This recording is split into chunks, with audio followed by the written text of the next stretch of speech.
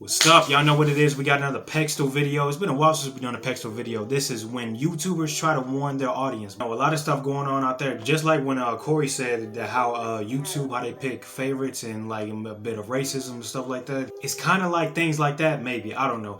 But anyway, without further ado, let's get into it. From Markiplier warning his audience about the massive honey scam 6 years ahead of time, there's some shady shit going on. I can't put my finger upon it. to Jacksepticeye's brutally honest warning. Do you think Mr. Beast ruined YouTube?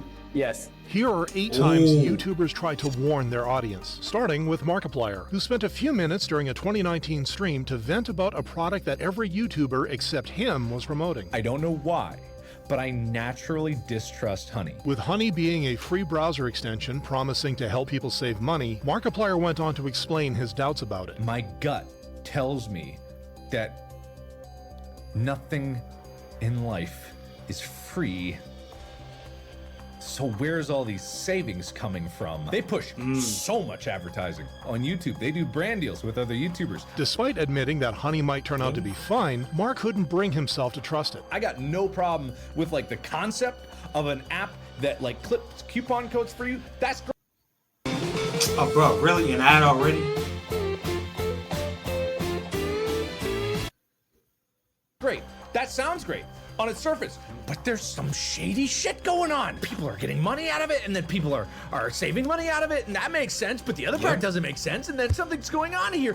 Where's all this money coming from? Capping it off with a bold prediction. And like, bro, like now, like when you think about it, like, bro, like there's probably like so many like companies, like not like so many like companies, like they make up this random, weird, bizarre type of like product, and then they sell it, and then so like people like they're interested in it, but see when it goes wrong or something like that, and like there's serious consequences, bruh, they end up like still like getting so much money out of people, bro. Like this is crazy.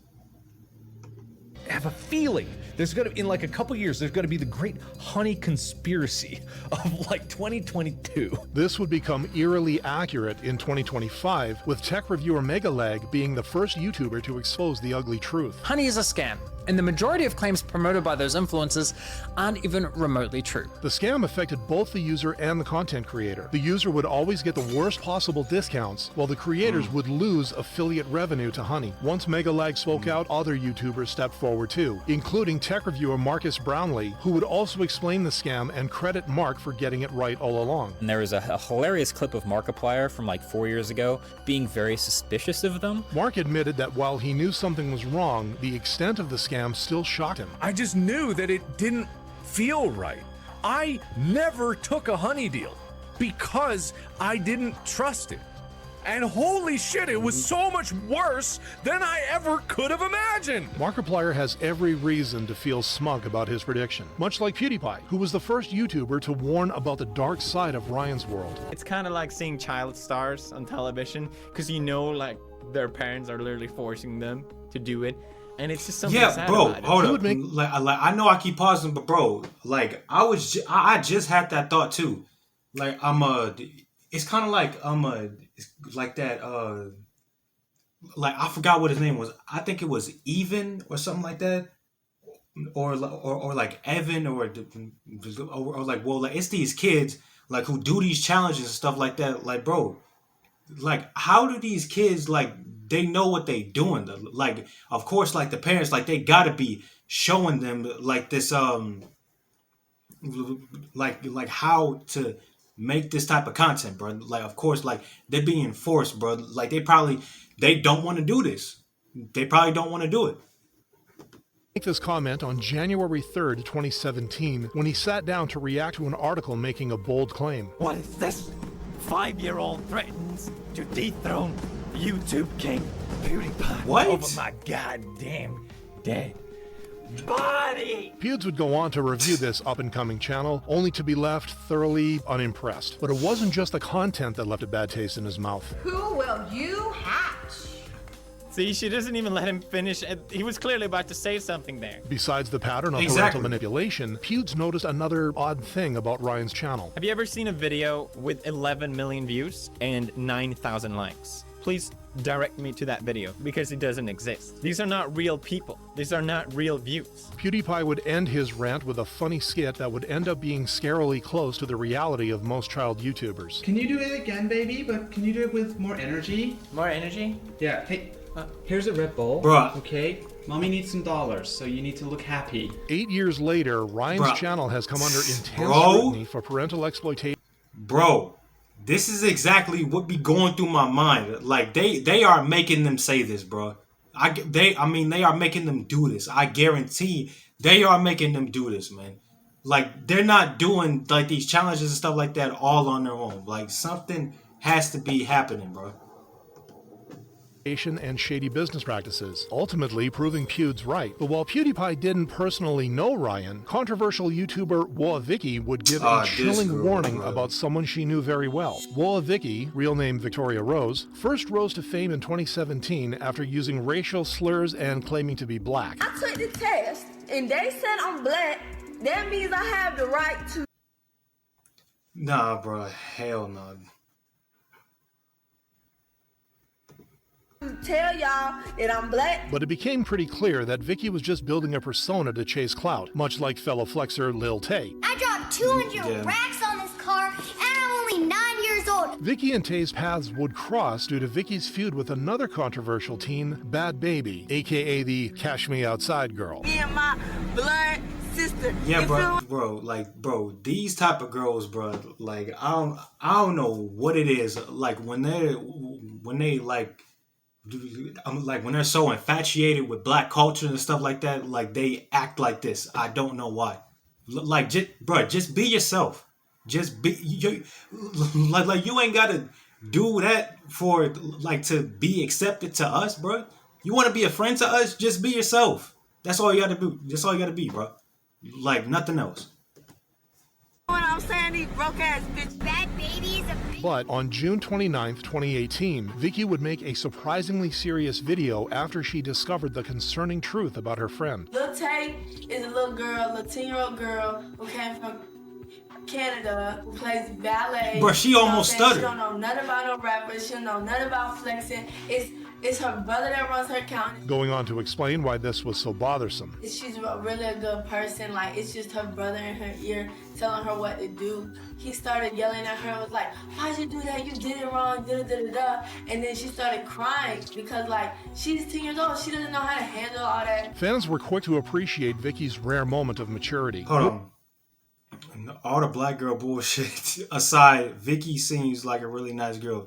Bro, she might have a point, but at the same time, like, bro, like she's obsessed with black culture. The warning really highlighted the exploitation in Tay's life, leading to more people exposing the truth about Tay's family and eventually allowing Lil Tay to live her own happy life. By exposing Tay's brother, Vicky's video became her most popular one to date, much like YouTuber Polydactyl, who exposed primitive technology channels in his most viewed video ever. Just like Santa Claus and the Queen of England, primitive technology channels are a lie. Backing his claim by pointing out inconsistencies with primitive tech videos. This dude is using a stick to carve out this giant hole, which leaves very small marks in the dirt. Bro. And if you look above, you see these really big, wide marks.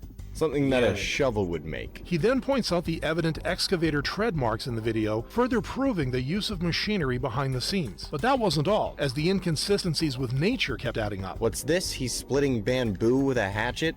Hatchets do not pop up in nature, all right? Have you ever seen a field of hatchets? Me neither. Putting the final nail in the coffin by crazy. highlighting the scheme behind these channels. Either like the village or some company came in, they hired a team, and just every once in a while, they said, hey, stop working. We're gonna have this dude come out and hit it with a stick a couple times. Since then, many YouTubers have exposed the truth about primitive technology channels in recent years, prompting people to appreciate Poly. Now, while Polydactyl can gloat about being right, the Sidemen can pat themselves on the back after warning their fans of a scam. In 2025, the Sidemen charity football match was taking place in Wembley, featuring popular YouTubers like Kai Cenat and Logan Paul, causing the tickets to be in hot demand. Hey, yo, that was a fire match, though, bro. I saw it, like, bro, it was fire. But in the months leading up to their event, the group became aware of a disturbing activity. Bots and fake accounts are claiming to sell charity match tickets. These are most likely scams. People were grateful for the timely announcement. Surprisingly, this wasn't the first time the Sidemen had to deal with ticket trouble around their annual event, with the 2024 edition affected as well. We check on eBay.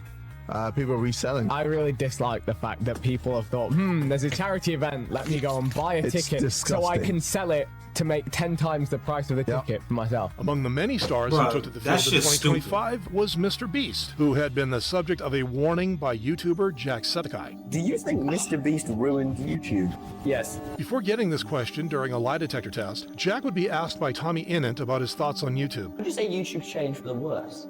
Yes. Leading to a follow-up question that revealed a shocking confession from Jack. Do you like Mr. Beast? No.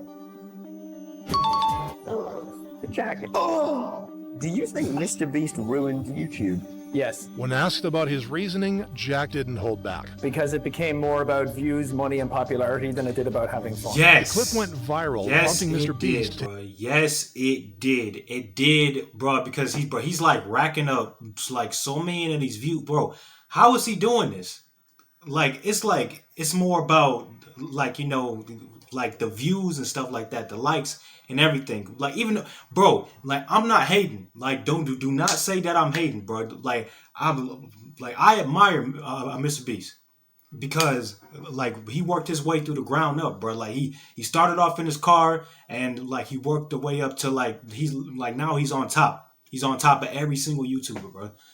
Well, not every single YouTuber because PewDiePie. But yeah, in all serious though, like even though I do like him though, for real, I do. To hit back with a response on X. Most of the internet sympathized with Mr. Beast, with some even questioning Jack's motives. But while Monday.com is and like I don't think Jack was being jealous or anything like that. I feel like Jack looks at it as like a different point. His words would loom large a few months later as Mr. Beast faced one controversy after another. From YouTube medical expert Dr. Mike criticizing Lunchly. I usually don't make videos discussing creators' products, but when terms like healthier or better for you get tossed around, I feel it's important to set the record straight. To allegations around the dangerous conditions in the Beast games. Over a dozen people who participated in the first installment of Beast Games said that they had not received adequate food or medical care and that some competitors had suffered injuries from the physical challenges. The internet has started digging into the problems with Jimmy's content, giving even more weight to Jack's warning. However, Jacksepticeye isn't the only one to have been wary of Mr. Beast, with British content creator Chris Broad also taking digs at the world's biggest YouTuber for his association with Logan Paul. It's very strange. Like, how could Mr. Beast, a guy who is famed for being a genius, who mastered the algorithm, how could he not calculate that partnering with such a man would be anything other than a shit idea? Logan Paul wouldn't be spared a warning either. And in the years since, the headlines surrounding this guy have continued to spell bad news. There's not been much in the way of a redemption arc. Bringing it full circle with Haktua Girl. What makes it crazy is how she condensed the 5-year lifespan of a modern influencer into just like 2 or 3 months. Step 1, have a viral moment. Step 2, have a podcast. Step 3, unleash a cryptocurrency, which quickly goes wrong. Chris doubled down on his warning, explaining why it was important. Like, she just blew up off that one meme, bro, and like now it's old now. Like nobody likes it no more, bro. Like she's old now. Like she's old news. To heed it for future generations. And if the people at the top of this platform with unimaginable reach don't have a good moral compass to guide them, then we all lose for it, particularly the next generation growing up watching this, especially if they're raised on a diet of Lunchly. My message this Christmas is simple. Choose very carefully who you watch on YouTube. Along with his video gaining almost 2 million views, Chris would also be praised by fans. While Chris's warning is being taken seriously by the internet, the same can't be said for American YouTuber TJ Kirk, aka The Amazing Atheist, whose warning about a Finnish gunman went unheard. On June 8, 2007, TJ filmed a rant on the infamous Columbine school shooters Eric Harris and Dylan Klebold and the people who admire them. I want to talk about these kids, and not just kids, there's adults too, who seem to extol Eric and Dylan here on YouTube. I'll link to all of their profiles once again. TJ would end his rant with a chilling warning about the exact people who should be investigated. We're always talking about warning signs, and could we have seen it coming? Well, you know what? If you want to look for warning signs, there they are.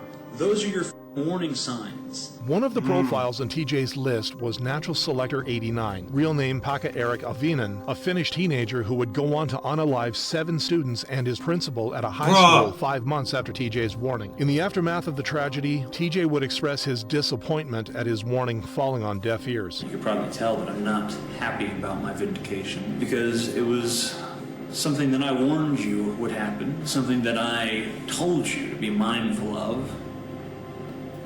And you didn't.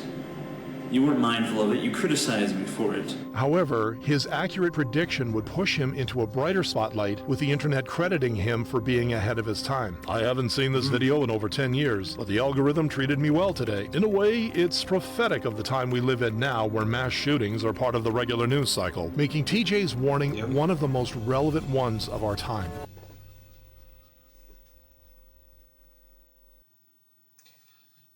Hey, yo, bro.